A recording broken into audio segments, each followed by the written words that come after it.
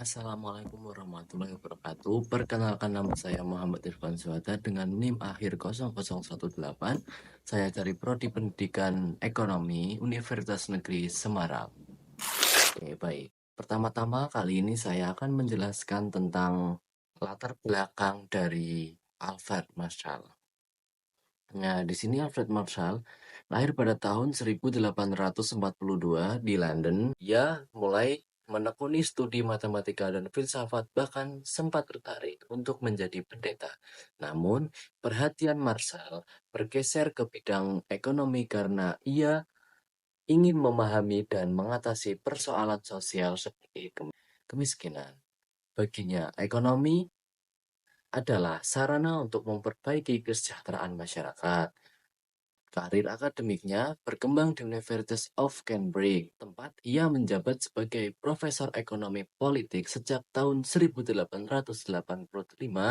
Di sana, Marshall berperan besar membentuk generasi ekonomi baru, termasuk tokoh terkenal seperti John Maynard Keynes dan Arthur Pigou. Ia menjadi figur penting dalam mendirikan tradisi ekonomi Cambridge.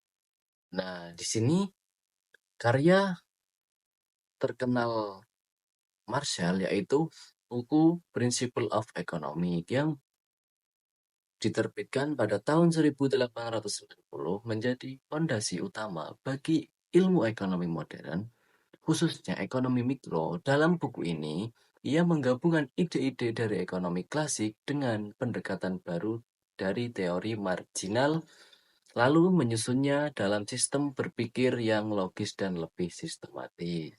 Menariknya, meski ia mahir dalam matematika, Marshall menyadari pentingnya membuat ekonomi mudah dimengerti.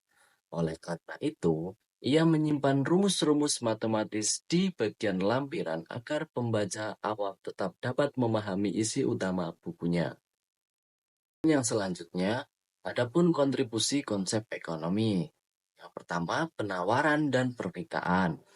Marshall mengembangkan pemahaman bahwa harga suatu barang terbentuk melalui interaksi antara permintaan dan penawaran. Ia menggambarkan hubungan ini secara grafis dan menyatakan bahwa keduanya memiliki peran sama penting dalam menentukan harga pasar. Analogi yang ia gunakan adalah seperti dua bilah gunting. Keduanya diperlukan agar harga dapat terbentuk. Dan yang kedua ada elastisitas harga. Konsep elastisitas yang diperkenalkan Marshall menjelaskan beberapa besar perubahan jumlah permintaan ketika harga barang berubah. Gagasan ini membuat para ekonom dan pelaku usaha memahami bagaimana konsumen merespon fluktuasi harga. Dan yang ketiga ada surplus konsumen. Marshall juga memperkenalkan gagasan tentang surplus konsumen, yaitu manfaat tambahan yang diterima pembeli ketika mereka membayar harga yang lebih rendah dari nilai maksimum yang mereka rela bayar. Konsep ini dalam analisis kesejahteraan dan efisiensi pasar. Dan yang keempat ada analisis jangka pendek dan jangka panjang.